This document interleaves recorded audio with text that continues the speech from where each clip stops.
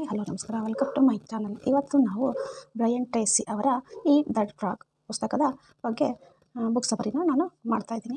ಯೋಚಿಸಿ, ಬೆಳಗ್ಗೆ ನೀವು ಹೇಳ್ತೀರಾ, ಕೈಯಲ್ಲಿ ಒಂದು ಕಪ್ ಟೀ ಇದೆ ಮತ್ತು ತಲೆಯಲ್ಲಿ ನೂರಾರು ಕೆಲಸಗಳು ಓಡ್ತಾಯಿವೆ. ಟು ಡೂ ಲಿಸ್ಟ್ ಎಷ್ಟು ಉದ್ದ ಇದೆ ಅಂದರೆ ಅದನ್ನು ನೋಡಿದ್ರೇ ಸುಸ್ತು ಅನಿಸುತ್ತೆ. ಇಂತಹ ಸಮಯದಲ್ಲಿ ಮನುಷ್ಯ ಸಹಜವಾದ ಏನು ಮಾಡ್ತಾನೆ, ಸಣ್ಣ ಸಣ್ಣ ಕೆಲಸಗಳನ್ನು ಎತ್ತಿಕೊಳ್ತಾನೆ. ಉದಾಹರಣೆಗೆ, ಯಾರಿಗೋ ಮೆಸೇಜ್ ರಿಪ್ಲೈ ಮಾಡೋದು, ಟೇಬಲ್ ಕ್ಲೀನ್ ಮಾಡೋದು ಅಥವಾ ಲ್ಯಾಪ್ಟಾಪ್ ಆನ್ ಮಾಡೋದು. ಮತ್ತು ದೊಡ್ಡ ಕೆಲಸಗಳು ಅಂದರೆ ಯಾವುದು ತುಂಬಾ ಮುಖ್ಯ ಅನಿಸುತ್ತೋ, ಯಾವುದರ ಪರಿಣಾಮ ಅತಿ ದೊಡ್ಡದೋ ಅದನ್ನು ಪದೇ ಪದೇ ಮುಂದೂಡ್ತಾನೆ ಇರ್ತಾನೆ. ಇದೇ ಅತಿ ದೊಡ್ಡ ಪ್ರಾಬ್ಲಮ್. ಇದನ್ನೇ ಅರ್ಥ ಮಾಡಿಸೋದಕ್ಕೆ ಬ್ರಯನ್ ಟ್ರೇಸಿ ತಮ್ಮ ಪುಸ್ತಕದಲ್ಲಿ ಒಂದು ಸಿಂಪಲ್ ಐಡಿಯಾ ಕೊಟ್ಟಿದ್ದಾರೆ. ಎಲ್ಲದಕ್ಕಿಂತ ಮೊದಲು ನಿಮ್ಮ ದೊಡ್ಡ ಮತ್ತು ಕಷ್ಟದ ಕೆಲಸವನ್ನು ಮಾಡಿ. ಇಲ್ಲಿ ಫ್ರಾಗ್ ಅಂದರೆ ನಿಜವಾದ ಕಪ್ಪೆ ಅಲ್ಲ, ಬದಲಿಗೆ ಅದು ಆ ಕೆಲಸ. ದಿನದ ಆರಂಭದಲ್ಲೇ ಅದನ್ನು ಮುಗಿಸಿದರೆ ಇಡೀ ದಿನ ನೀವು ಕಾನ್ಫಿಡೆಂಟಾಗಿ ಮತ್ತು ಪ್ರೊಡಕ್ಟಿವ್ ಆಗಿ ಇರ್ತೀರಾ. ಸ್ವಲ್ಪ ಇಮ್ಯಾಜಿನ್ ಮಾಡ್ಕೊಳ್ಳಿ, ನಿಮ್ಮ ಮುಂದೆ 2 ಕೆಲಸಗಳಿವೆ.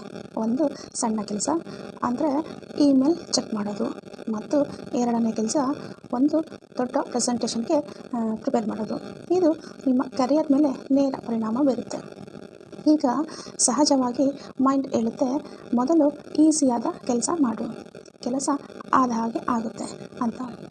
ಆದರೆ ಸತ್ಯ ಏನಪ್ಪ ಅಂದರೆ, ಸಣ್ಣ ಕೆಲಸ ಮಾಡೋದ್ರಿಂದ ನಾವು ಬ್ಯುಸಿ ಇದ್ದೀವಿ ಅನ್ನೋ ಭ್ರಮೆ ಮಾತ್ರ ಉಂಟಾಗುತ್ತೆ.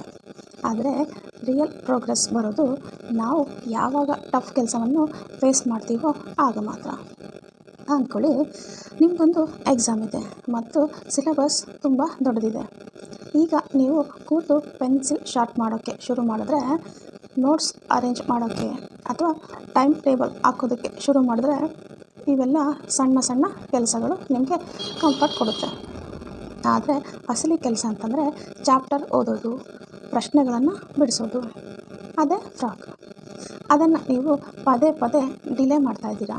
ಎಲ್ಲಿಯವರೆಗೆ ನೀವು ಕಪ್ಪೆಯನ್ನು ತಿನ್ನಲ್ವೋ, ಅಂದರೆ ಹಾರ್ಡೆಸ್ಟ್ ಟಾಸ್ಕ್ನ ಪೂರ್ತಿ ಮಾಡಲ್ವೋ, ಅಲ್ಲಿಯವರೆಗೂ ನಿಮ್ಮೊಳಗೆ ಗಿಲ್ಟ್ ಮತ್ತು ಸ್ಟ್ರೆಸ್ ಇದ್ದೇ ಇರುತ್ತೆ. ಹಿಟ್ ದಟ್ ಫ್ರಾಗ್ನ ಅಸಲಿ ಲಾಭ ಏನಪ್ಪ ಅಂದರೆ, ಯಾವಾಗ ನೀವು ಹಾರ್ಡೆಸ್ಟ್ ಟಾಸ್ಕನ್ನು ಟ್ಯಾಕಲ್ ಮಾಡ್ತೀರೋ ನಿಮಗೆ ತಕ್ಷಣ ರಿಲೀಫ್ ಮತ್ತು ಸಮಾಧಾನ ಸಿಗುತ್ತೆ. ಮೈಂಡ್ ಫ್ರೀ ಆಗುತ್ತೆ ಮತ್ತು ಬಾಕಿ ಉಳಿದ ಸಣ್ಣ ಕೆಲಸಗಳು ತುಂಬ ಈಸಿ ಅನ್ನೋಕ್ಕೆ ಶುರು ಆಗುತ್ತೆ. ಇಮ್ಯಾಜಿನ್ ಮಾಡ್ಕೊಳ್ಳಿ, ಬೆಳಗ್ಗೆನೇ ನೀವು ಪ್ರೆಸೆಂಟೇಷನ್ ರೆಡಿ ಮಾಡಿದರೆ ಅಥವಾ ಕಷ್ಟದ ಚಾಪ್ಟರ್ ಓದಿದರೆ, ಆಮೇಲೆ ಇಮೇಲ್ ಚೆಕ್ ಮಾಡೋದು ಅಥವಾ ಫ್ರೆಂಡ್ಗೆ ಕಾಲ್ ಮಾಡೋದು ದೊಡ್ಡ ವಿಷಯವೇ ಅಲ್ಲ. ಮೈಂಡ್ ಸೆಟ್ ಶಿಫ್ಟ್ ಆಗುತ್ತೆ. ಈಗ ಪ್ರಶ್ನೆ ಏನಪ್ಪ ಅಂದರೆ, ಜನ ಕಪ್ಪೆ ತಿನ್ನೋಕ್ಕೆ ಅಂದರೆ ಕಷ್ಟದ ಕೆಲಸ ಮಾಡೋಕ್ಕೆ ಯಾಕೆ ಹೆದರ್ತಾರೆ? ಯಾಕಂದರೆ ಆ ಕೆಲಸ ಕಷ್ಟ ಇರುತ್ತೆ, ಅದರಲ್ಲಿ ಶ್ರಮ ಬೇಕಾಗುತ್ತೆ ಮತ್ತು ಫೇಲ್ಯೂರ್ ಆಗೋ ಭಯ ಇರುತ್ತೆ. ಅದಕ್ಕೆ ನಾವು ಅದನ್ನು ಪೋಸ್ಟ್ಪೋನ್ ಮಾಡ್ತಾನೆ ಇರ್ತೀವಿ. ಆದರೆ ಎಷ್ಟು ಡಿಲೇ ಮಾಡ್ತೀವೋ ಆತಂಕ ಅಷ್ಟು ಜಾಸ್ತಿ ಆಗ್ತಾನೆ ಇರುತ್ತೆ. ಆ ಕೆಲಸನ ನಮ್ಮ ತಲೆಯಲ್ಲಿ ಇನ್ನೂ ದೊಡ್ಡದಾಗಿ ಮತ್ತು ಭಯಂಕರವಾಗಿ ಕಾಣ್ತಾ ಇರುತ್ತೆ. ಆದರೆ ಒಮ್ಮೆ ಅದನ್ನು ಮಾಡಿದ ಮೇಲೆ ರಿಯಲೈಸ್ ಆಗುತ್ತೆ, ಅದು ಅಷ್ಟು ಕೂಡ ಟಫ್ ಇರಲಿಲ್ಲ ಅಂತ. ಇದು ಸ್ವಿಮ್ಮಿಂಗ್ ಪೂಲ್ನ ನೀರನ್ನು ಹೊರಗಿನಿಂದ ನೋಡಿ ಥಂಡಿ ಇದೆ ಅಂದ್ಕೊಂಡಾಗೆ. ಆದರೆ ಒಮ್ಮೆ ಒಳಗೆ ಹಾರಿದ್ರೆ ಬಾಡಿ ಅದಕ್ಕೆ ಅಡ್ಜಸ್ಟ್ ಆಗಿಬಿಡುತ್ತೆ. ಇನ್ನೊಂದು ಮಜವಾಗಿರೋ ಪಾಯಿಂಟ್ ಏನಪ್ಪ ಅಂದರೆ, ಯಾವಾಗ ನೀವು ಬೆಳಗ್ಗೆನೇ ಹಾರ್ಡೆಸ್ಟ್ ಕೆಲಸ ಮಾಡ್ತೀರೋ ಆ ಟೈಮ್ನಲ್ಲಿ ನಿಮ್ಮ ಎನರ್ಜಿ ಫ್ರೆಶ್ ಆಗಿರುತ್ತೆ, ಮೈಂಡು ಶಾರ್ಪ್ ಆಗಿರುತ್ತೆ, ವಿಲ್ ಪವರ್ ಹೈ ಇರುತ್ತೆ. ದಿನ ಕಳೆದ ಹಾಗೆ ಎನರ್ಜಿ ಲೋ ಆಗುತ್ತೆ ಮತ್ತು ಡಿಸ್ಟ್ರಾಕ್ಷನ್ ಜಾಸ್ತಿ ಆಗುತ್ತೆ. ಹಾಗಾಗಿ ಕಷ್ಟದ ಕೆಲಸ ಸಂಜೆಗೆ ಇಟ್ಕೊಂಡ್ರೆ ಅದು ಆಗೋ ಚಾನ್ಸಸ್ಸು ಭಾಳನೇ ಕಮ್ಮಿ. ಒಬ್ಬ ಸ್ಟೂಡೆಂಟ್ಗೆ ಮ್ಯಾಥ್ಸ್ ಅಂದರೆ ಕಷ್ಟ. ಅವನು ದಿನ ಅಂದ್ಕೊತಾನೆ, ಮೊದಲು ಈಸಿ ಸಬ್ಜೆಕ್ಟ್ ಓದ್ತೀನಿ ಅಂತ, ಮ್ಯಾಥ್ಸ್ ಆಮೇಲೆ ಮಾಡ್ತೀನಿ ಅಂತ.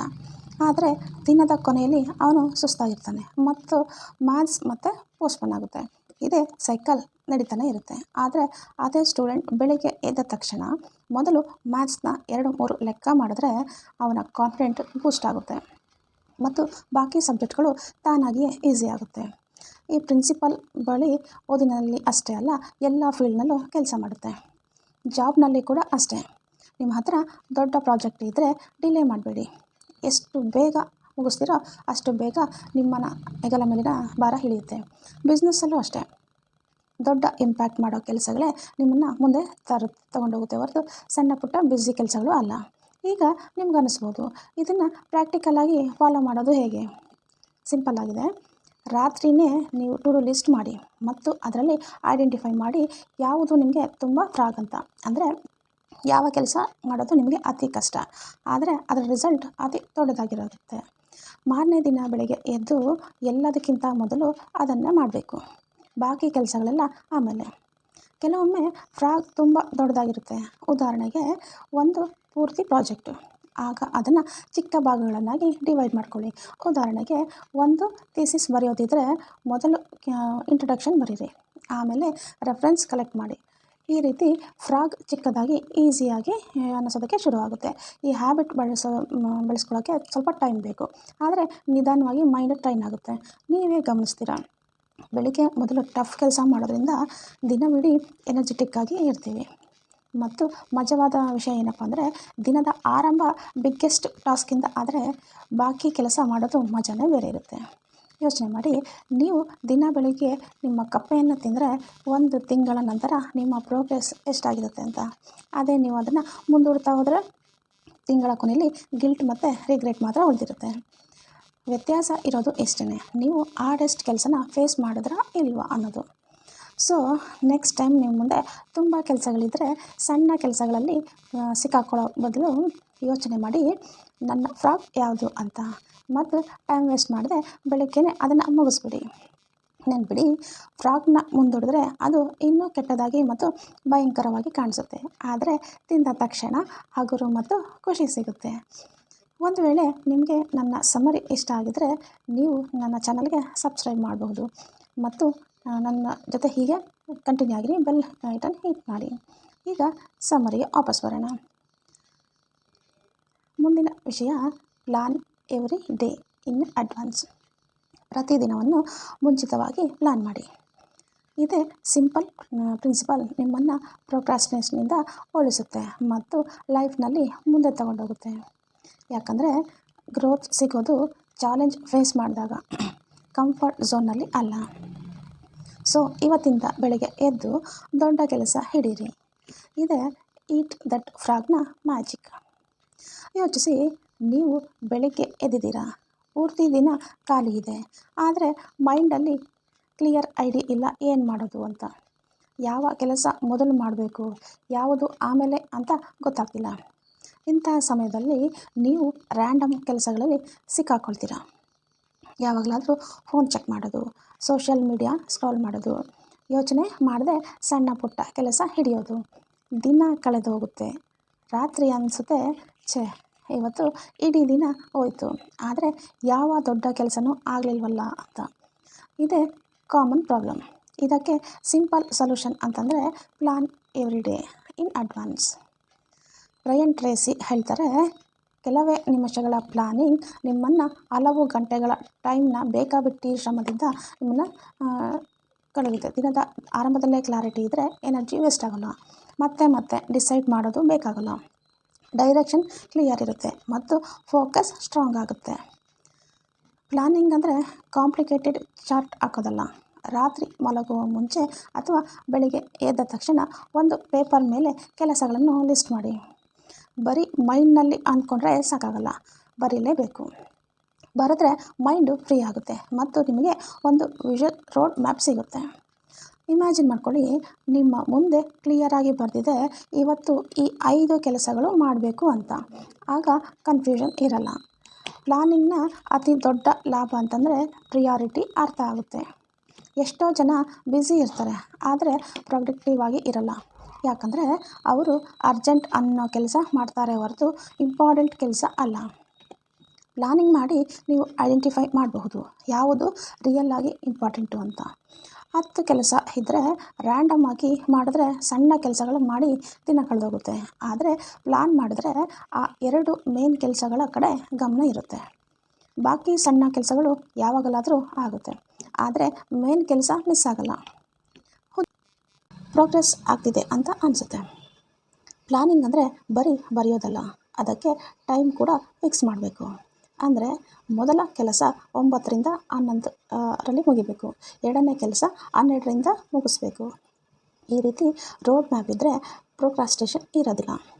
ಕೆಲವರು ಅಂದ್ಕೊತಾರೆ ಪ್ಲಾನಿಂಗ್ ಟೈಮ್ ವೇಸ್ಟ್ ಅಂತ.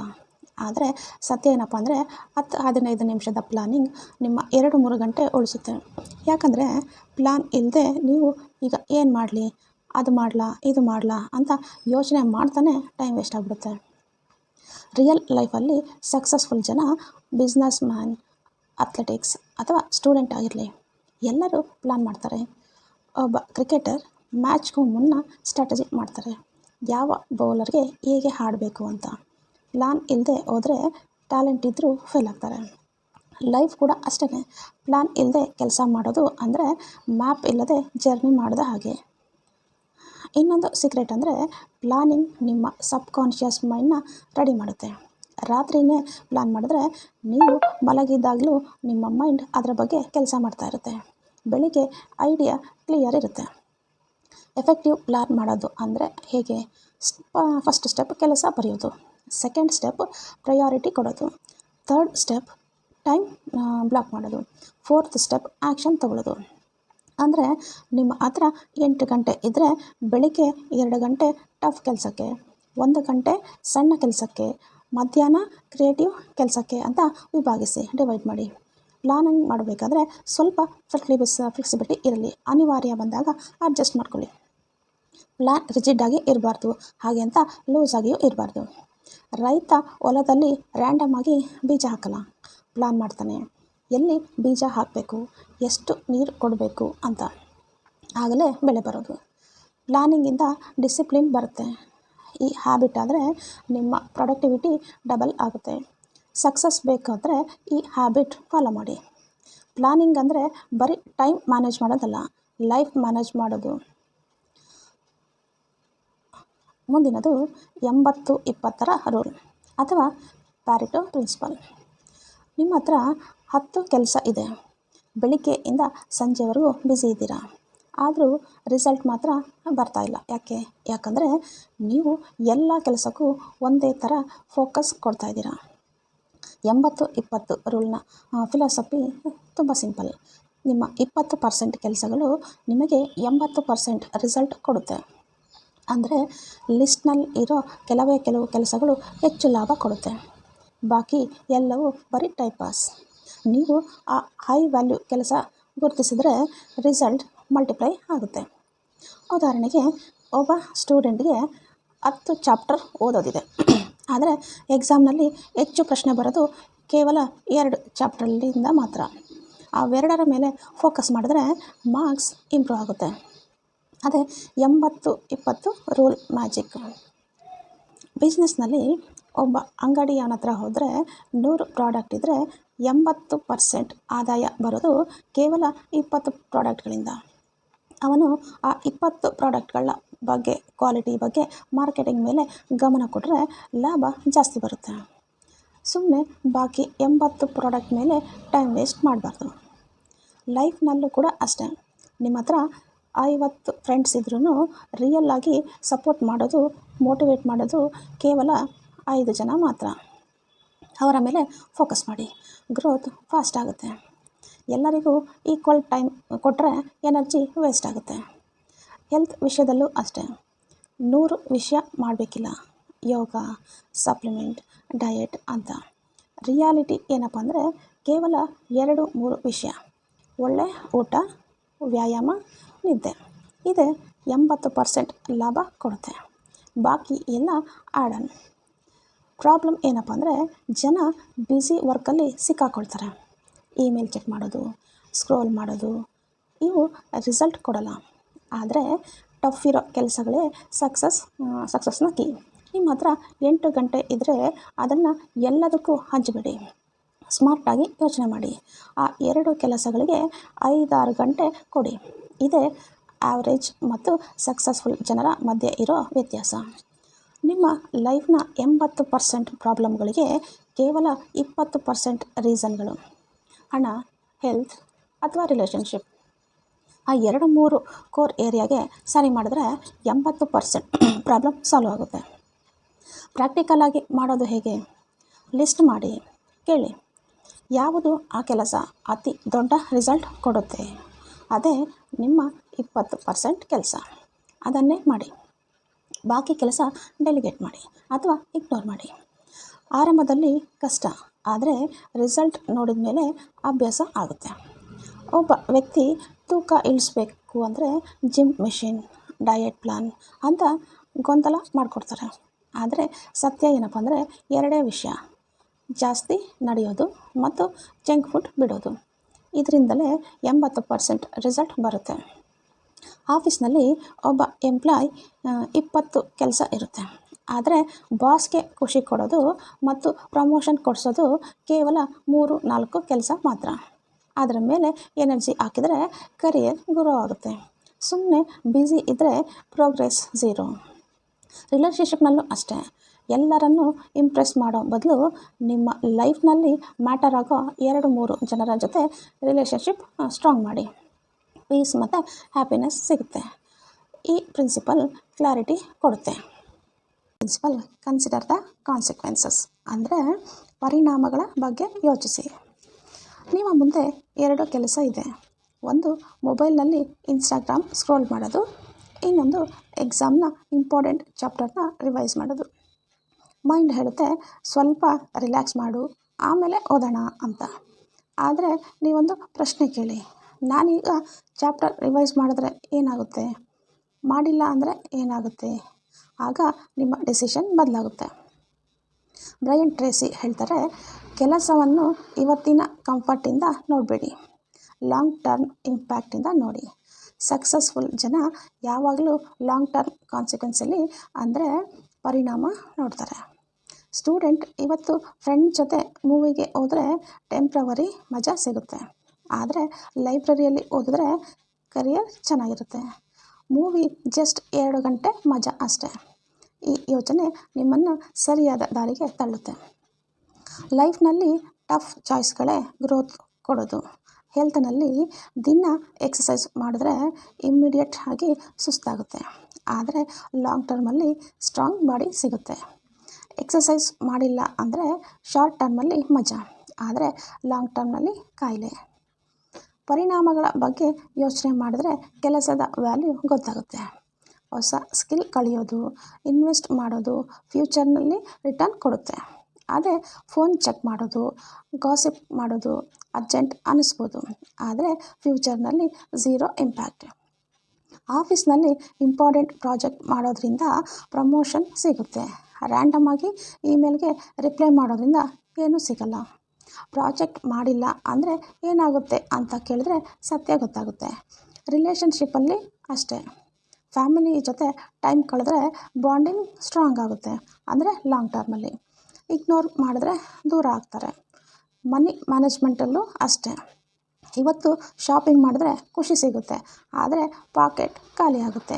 ಅದೇ ಸೇವಿಂಗ್ ಮಾಡಿದ್ರೆ ಫಿನಾನ್ಷಿಯಲಿ ಫ್ರೀಡಮ್ ಸಿಗುತ್ತೆ. ಪ್ರಾಕ್ಟಿಕಲಾಗಿ ಯಾವುದೇ ಕೆಲಸ ಬಂದಾಗ 2 ಪ್ರಶ್ನೆ ಕೇಳ್ಕೊಳ್ಳಿ. ಇದನ್ನು ಮಾಡಿದ್ರೆ ಲಾಂಗ್ ಟರ್ಮ್ನಲ್ಲಿ ಏನಾಗುತ್ತೆ, ಮಾಡಿಲ್ಲ ಅಂದರೆ ಏನಾಗುತ್ತೆ? ಈ ಪ್ರಶ್ನೆ ಪ್ರೊಕ್ರಾಸ್ಟಿನೇಷನಿಂದ ನಿಮ್ಮನ್ನು ಕಾಪಾಡುತ್ತೆ. ಎಕ್ಸಾಮ್ಗೆ ಓದಿಲ್ಲ ಅಂತಂದರೆ ಏನಾಗುತ್ತೆ? ಪೇರೆಂಟ್ಸ್ ಬೇಜಾರು ಮಾಡ್ಕೊತಾರೆ, ರಿಸಲ್ಟ್ ಕೆಡುತ್ತೆ. ಈ ಭಯ ಬಂದರೆ ತಕ್ಷಣ ಆ್ಯಕ್ಷನ್ ತೊಗೊತೀರ. ಸೋಷಿಯಲ್ ಮೀಡಿಯಾ ಮಜಾ ಮತ್ತು ಬುಕ್ ಓದೋ ಲಾಭ ಕಂಪೇರ್ ಮಾಡಿದ್ರೆ ಮೈಂಡ್ ಬುಕ್ ಕಡೆ ಹೋಗುತ್ತೆ. ಪರ್ಪಸ್ ಗೊತ್ತಿದ್ದರೆ ಬೋರಿಂಗ್ ಕೆಲಸ ಕೂಡ ಇಂಟ್ರೆಸ್ಟಿಂಗಾಗಿ ಇರುತ್ತೆ. ಸ್ಟೂಡೆಂಟ್ 1 ಗಂಟೆ ಓದಿದ್ರೆ ಲೈಫ್ ಬದಲಾಗುತ್ತೆ ಅಂತ ಅಂದ್ಕೊಂಡ್ರೆ ಅವನ ಎನರ್ಜಿ ಹೆಚ್ಚಾಗುತ್ತೆ. ಇದು ಶಾರ್ಟ್ ಟರ್ಮ್ ಹ್ಯಾಪಿನೆಸ್ ಮತ್ತು ಲಾಂಗ್ ಟರ್ಮ್ ಗ್ರೋತ್ ನಡುವೆ ಬ್ಯಾಲೆನ್ಸ್ ತರುತ್ತೆ. ಟೆಂಪ್ರವರಿ ಮಜಾ ಯಾರು ಬೇಕಾದರೂ ತಗೋಬೋದು, ಆದರೆ ಫ್ಯೂಚರ್ ನೋಡಲು ಮುಂದೆ ಬರ್ತಾನೆ. ಡೈಲಿ ರೂಟೀನಲ್ಲಿ ರಾತ್ರಿ ಲಿಸ್ಟ್ ಮಾಡಿ ಪ್ರತಿಯೊಂದರ ಪರಿಣಾಮ ಬರೆಯಿರಿ. ಹೈ ಕಾನ್ಸಿಕ್ವೆನ್ಸ್ನ ಇರೋ ಫಸ್ಟ್ ಮಾಡಿ. ಟೈಮ್ ಲಿಮಿಟೆಡ್ ಇದೆ, ಸೊ ಪರಿಣಾಮ ನೋಡಿ ಕೆಲಸ ಆರಿಸಿ. ಇದೇ ಸ್ಮಾರ್ಟ್ ವರ್ಕ್.